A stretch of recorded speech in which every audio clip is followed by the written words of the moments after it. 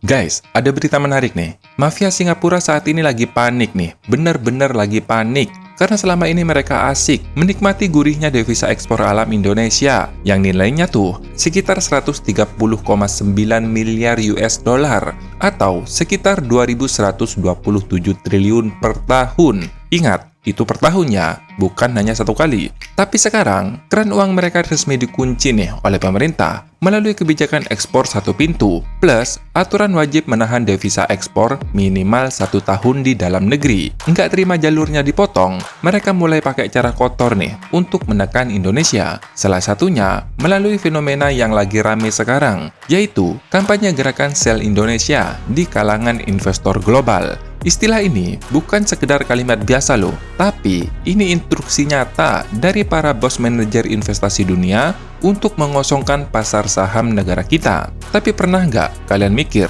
siapa sih dalang utama yang pertama kali meneriakkan kampanye Sell Indonesia ini? Dan apakah aksi jual saham ini murni karena investor asing panik atau sebenarnya ini adalah gerakan sabotase untuk menggagalkan kedaulatan ekonomi kita? Nah, penasaran kan? Tanpa basa-basi, yuk kita bongkar detailnya.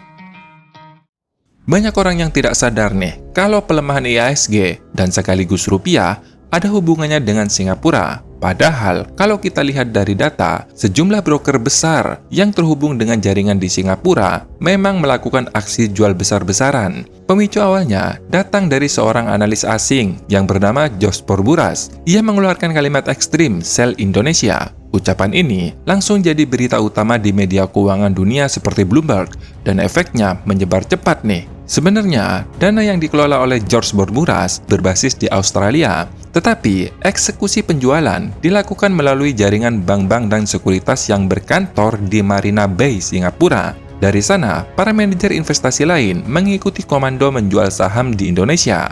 Aksi jual ini dijalankan melalui broker asing besar yang berkantor di Indonesia, tetapi pusat kendali utamanya tetap ada di Singapura. Misalnya nih, CGS International Securities yang bertindak sebagai eksekutor utama, kemudian disusul oleh raksasa Wall Street seperti JP Morgan dan sekaligus Morgan Stanley, serta jaringan Eropa dan Asia Pasifik seperti CLSA dan Macquarie. Target mereka jelas, yaitu saham-saham besar yang menjadi tulang punggung pasar modal Indonesia, terutama bank raksasa seperti BBCA, BBRI, dan BMRI, serta perusahaan komoditas dan konglomerasi seperti Tapia dan Astra International. Jadi, ini merupakan tanda panik sekaligus tekanan atas kebijakan ekspor satu pintu, plus aturan yang menahan devisa ekspor minimal 1 tahun di dalam negeri. Pertanyaannya, kenapa sih Singapura begitu panik hingga melakukan segala cara untuk membatalkan dua kebijakan ini? Di balik kebijakan pengawasan ekspor yang diperketat, terdapat masalah utama nih yang pasti kalian tahu, yaitu praktik misinvoicing atau manipulasi nilai perdagangan dan sekaligus devisa hasil ekspor. Banyak orang yang meremehkan dua kata ini, padahal ini merupakan salah satu paru-paru ekonomi Indonesia. Kalau manusia, itu kan ada dua nih paru-parunya. Nah, kalau ekonomi Indonesia, salah satunya ya ini. Maka dari itu, kalau kalian buka datanya nih, seberapa besar kerugian Indonesia tiap tahun, kalian semua bakalan geleng-geleng kepala. Karena dalam 10 tahun terakhir ya, 2014 hingga 2023, terjadi selisih pencatatan ekspor misinvoicing sebesar 654,5 miliar US dollar, dan 10 negara mitra dagang Indonesia dengan under invoicing tertinggi atau negara tempat menyembunyikan keuntungan dari ekspor. Peringkat pertama diduduki oleh Tiongkok sekitar 13,19%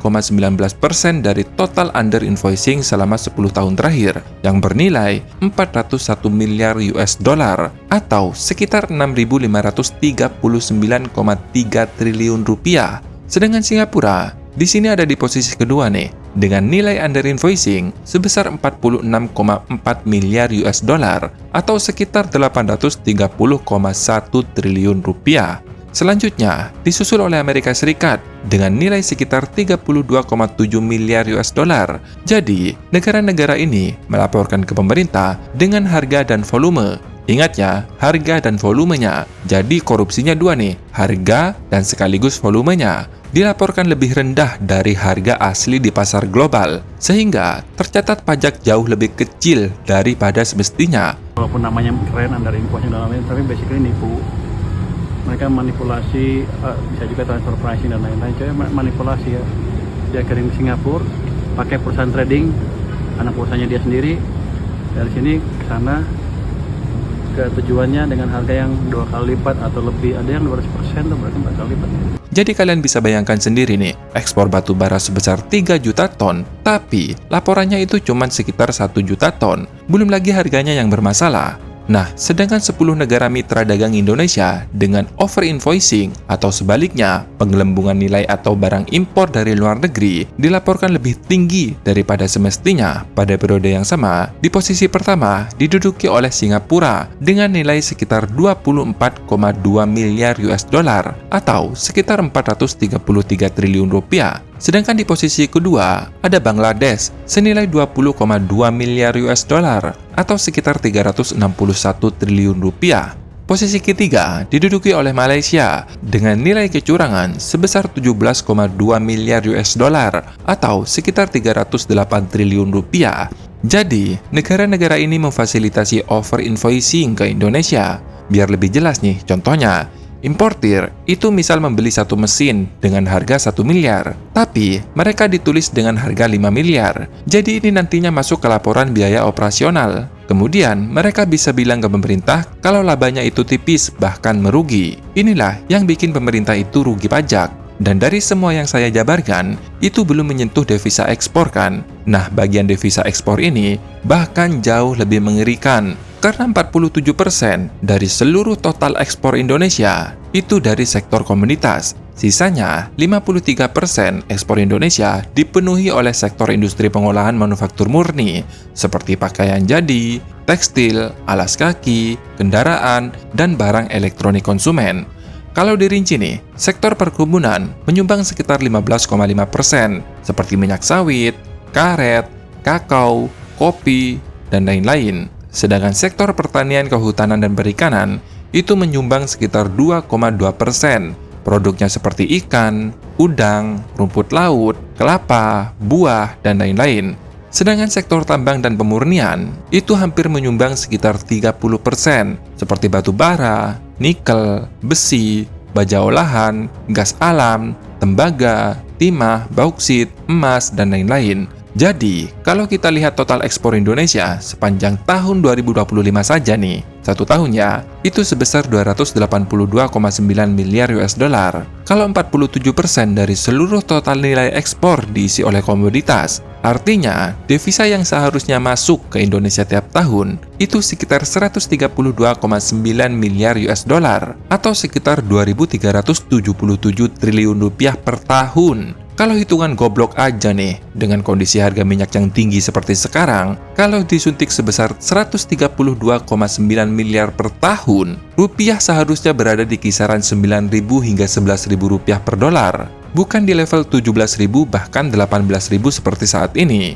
Sayangnya, selama ini kan devisa cuma numpang lewat doang. Habis ngeruk, bayar gaji, langsung pergi deh ke Singapura. Makanya nih, pemerintah udah gerah banget. Dikasih aturan yang lunak udah, tapi tetap gak tahu diri. Makanya nih, pemerintah buat aturan wajib menahan devisa ekspor minimal 1 tahun di dalam negeri. Ini nih, kartu as yang bener-bener sekakmat. Mungkin ada yang masih mikir nih, habis 1 tahun kan bisa cabut lagi. Iya betul, secara teori bisa. Tapi coba kita lihat detail kebijakannya. Pemerintah Indonesia memberikan diskon pajak luar biasa loh bagi eksportir yang mau menyimpan dolar DHE mereka di bank dalam negeri. Kalau US dollar disimpan minimal 6 bulan di bank dalam negeri, pajak bunga depositonya dipotong sampai 0% alias bebas pajak. Kalau pengusaha jujur nih, pasti bakalan betah.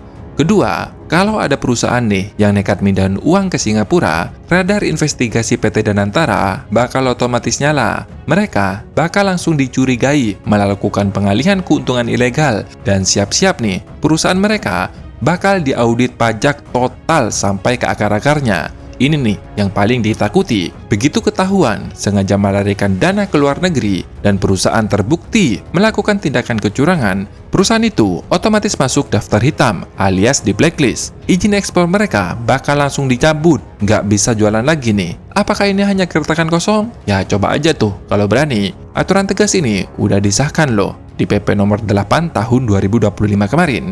Jadi kalau ditarik kesimpulan nih, dari awal hingga akhir, gerakan sel Indonesia bukanlah tanda ekonomi kita sedang hancur. Ini merupakan reaksi panik sekaligus gertakan dari para mafia finansial asing karena keran uang gratisan mereka dari alam Indonesia resmi dikunci rapat oleh hukum kedaulatan negara kita. Sekarang semuanya ada di tangan kita nih. Presiden udah pasang badan, mau nerima serangan asing, IHSG, dan rupiah. Secara gak langsung, Presiden itu mengorbankan citranya.